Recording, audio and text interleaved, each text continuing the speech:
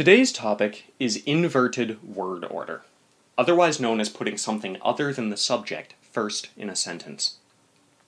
This is actually something you've used a lot already, but it's so important and is used so frequently that it bears repeating. As you already know, there are two rules that govern the order of German sentences. First of all, subjects and verbs must be next to each other in the sentence. No other element of the sentence may appear between the subject and verb. Secondly, the verb must be the second element of the sentence. Not necessarily the second word, but always the second piece or concept. Here's how to think of the first rule.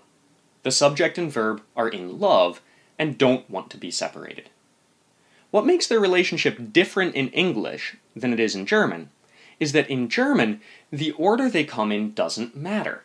The subject can go before or after the verb as long as they are together.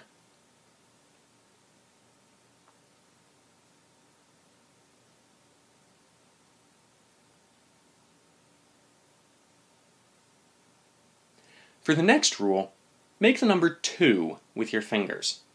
Also the letter V, right? That's going to be a reminder that the verb must always be the second piece or element of a sentence. Let's look at this with some of the new vocabulary you've been using lately. Let's put things in boxes so it's easy to see how things line up.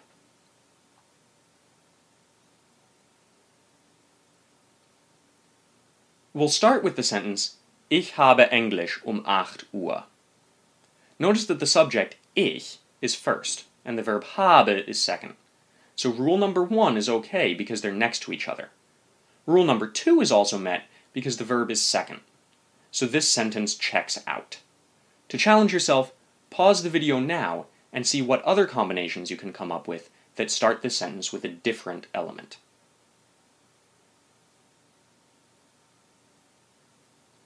We could start the sentence with the direct object, Englisch. If we do that, habe must still be second because it's the verb, and ich goes next to it. The subject and the verb are together, and the verb is second, so this is also grammatically correct. Let's start another way, with the phrase 8 Uhr. This is good. We've got our subject and verb together. They must be happy about that. But wait, there's a problem. The verb is not second. This is a very common error for an English speaker to make, because we are allowed to start with times in English too. The difference is that your English gut feeling will tell you to put the subject before the verb anyway. We would say, at 8 o'clock, I have English. But good English makes bad German, so be careful. Let's try again and see if we can put the verb second this time.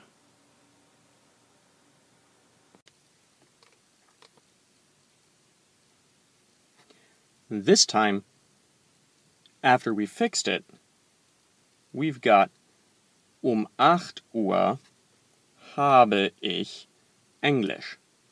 We've got the verb second this time, and the subject and verb are still next to each other. So no more English speaker mistake.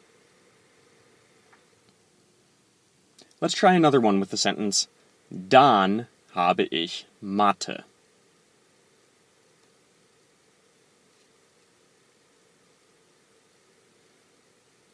Again, try pausing the video and see if you can come up with some other ways of phrasing this sentence.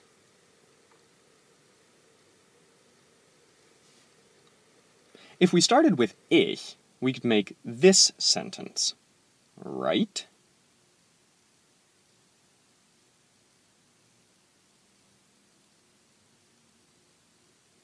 Let's see. The subject is ich, and the verb is habe. Oh no, something has come between the two lovebirds. Dann can't go there if we want to have ich first. Furthermore, habe isn't second in the sentence, so this sentence is doubly wrong. Again, this is probably an error someone might make if they're using English grammar to try to create a German sentence. In English, you could say, I then have math, because in English, you're allowed to split up the subject and verb. But remember, you can't always use the rules of one language in another language. That would be like trying to follow the rules of football halfway through a soccer game. Probably won't work. Anyway, let's try to fix this one. We'll keep ich, but everything else has to go. This time, we've got the subject and verb next to each other, with nothing between them, and the verb is in second position. So this one checks out fine. No more English speaker mistake here.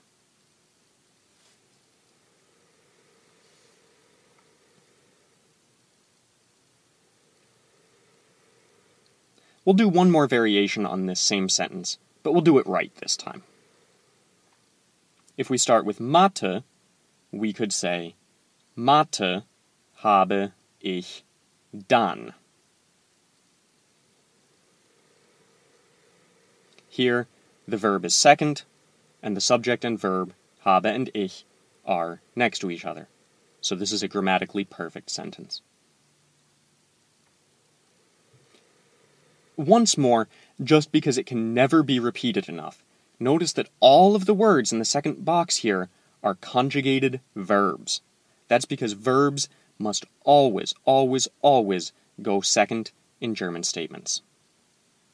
The exception, of course, is that verbs must actually come first in yes or no questions and either or questions, as in these examples. Hast du Englisch zuerst? Findest du Bio interessant oder langweilig? Ist Mathe dein Lieblingsfach? Ist der Deutschlehrer nett oder gemein? However, verbs come second, right after the question word, in informational questions. For instance, wann hast du Geschichte? Wie viel Uhr hast du Sport? Was ist dein Lieblingsfach? Wie heißt die Biolehrerin? Finally, let's review the essentials. Subjects and verbs will always appear next to each other in German sentences, but it doesn't matter what order they're in.